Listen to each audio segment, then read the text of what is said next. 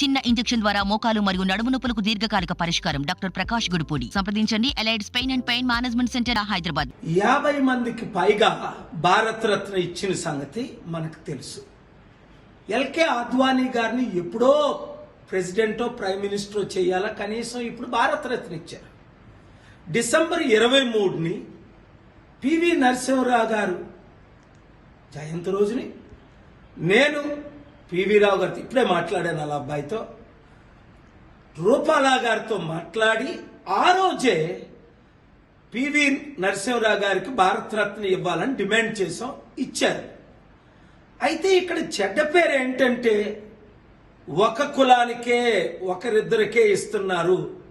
బాలయోగి గారు దళితుడు, స్పీకర్ బాలయోగి అయి దేశమంతా సేవ చేసిన దళితుడు సడన్ మృత్యు చెందినప్పుడు భారతరత్న ఇవ్వాలి కదా. అనేక సార్లు నేను ప్రపోజ్ చేశాను, డిమాండ్ చేశాను, రిక్వెస్ట్ చేశాను. దళితులకైతే ఎవరా?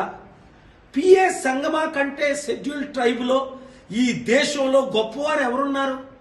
బీజేపీ వాళ్ళు సపోర్ట్ చేశారు, టీడీపీ వాళ్ళు సపోర్ట్ చేశారు, కాంగ్రెస్ వాళ్ళు సపోర్ట్ చేశారు, 17 పార్టీలు సపోర్ట్ చేశారు, నా సమిట్లు పెట్టారు. కానీ షెడ్యూల్ ట్రైబ్ అయితే ఆయనకి ఇవ్వలేదు.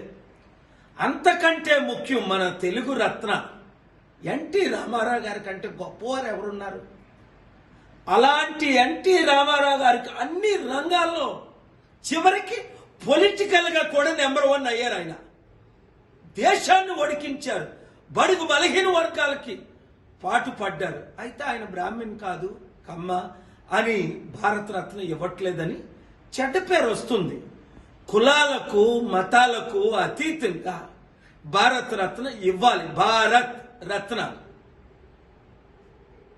ఇచ్చి తీరాలని, ముఖ్యంగా నేను ఇప్పుడు చెప్పిన 3 పేర్లు ఎన్టీ రామారావు గారికి, దళితుడైన బాలయోగి గారికి, షెడ్యూల్ ట్రైబ్ అయిన పిఏ సంగమా గారికి భారతరత్న ఇవ్వాలని తెలుగు జాతి తరపుని, అంతేకాకుండా భారతదేశ ప్రజల తరపున నేను డిమాండ్ చేస్తున్నాను. ఈ వీడియో మోదీ గారికి చేరినంత వరకు అందరూ డిమాండ్ చేయండి, నాతో పాటు షేర్ చేయండి. మరిన్ని వీడియోస్ కోసం ఛానల్ ని సబ్స్క్రైబ్ చేయండి. లేటెస్ట్ అప్డేట్స్ కోసం వాట్సాప్ ఛానల్ ని ఫాలో చేయండి. అండ్ లింక్ డిస్క్రిప్షన్ లో ఉంది.